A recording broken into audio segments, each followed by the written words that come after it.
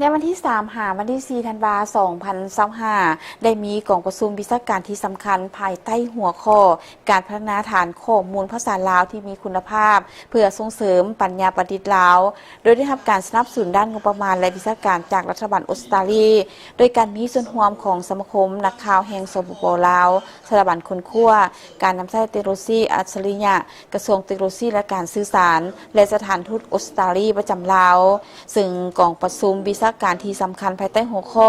การพัฒนาฐานข้อมูลภาษาลาวที่มีคุณภาพเพื่อส่งเสริมปัญญาประดิษฐ์ลาวให้เกียรติเปิดกองประชุมโดยทานสาครภูมิราชห้องหัวหน้าคณะโฆษณาอุปถัมภ์ศูนย์กลางภาคทานนางมินิตาสมเมอร์วิลห้องอัครราชทูตผู้มีอำนาจเต็มแห่งประเทศออสเตรเลียประจำลาว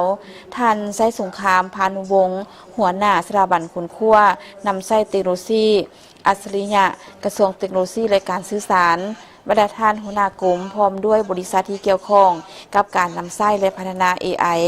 นักภาษาศาสตร์นักคนขั้วภาษาลาวคณะอักษรศาสตร์มหาวิทยาลัยแห่งชาติลาวมหาวิทยาลัยประเทศเพื่อนบ้านวิทยากรจากลาวต่างประเทศและนักข่าวสื่อมวลชน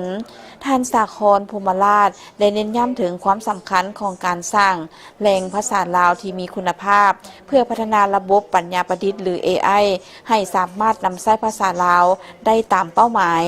พร้อมนั้นให้ข้อสังเกตถึงความจำเป็นในการมีสติระมัดระวังเกี่ยวกับการนำใช้เครื่องมือที่ทันสมัยโดยเฉพาะเป็นการปกป้องข้อมูลด้านสิทธิส่วนบุคคลและความลับของชาติในระบบ AI และปัจจุบัน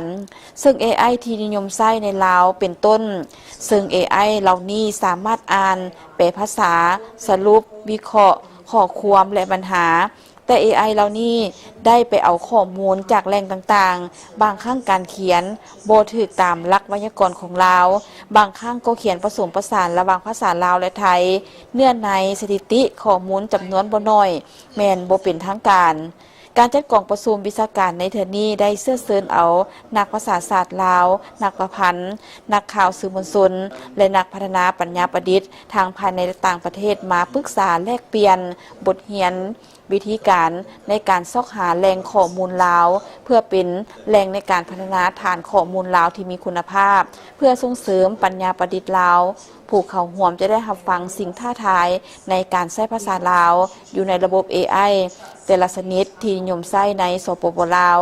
สภาพการและแผนการพัฒนา AI อยู่ลาวความสำคัญของอธิปไตยและความเป็นเอกลักษณ์ด้านปัญญาประดิษฐ์วิวัฒนาการในการพัฒนาภาษาเขียนของลาวมีอยู่ใส่แดและสามารถเข้าสู่ฐานข้อมูลในระบบ AI แนวใดและการพัฒนา AI ในสปป.ลาวพร้อมทางนิติกรรมต่างๆที่เกี่ยวข้องกับ AI เช่นจรรยาบรรณในการนำใช้ AI นโยบายแผนยุทธศาสตร์ในการพัฒนาและส่งเสริมการนำใช้ AI อยู่ประเทศเพื่อนบ้านและสิ่งอื่นที่เกี่ยวข้องจำนวนหนึ่ง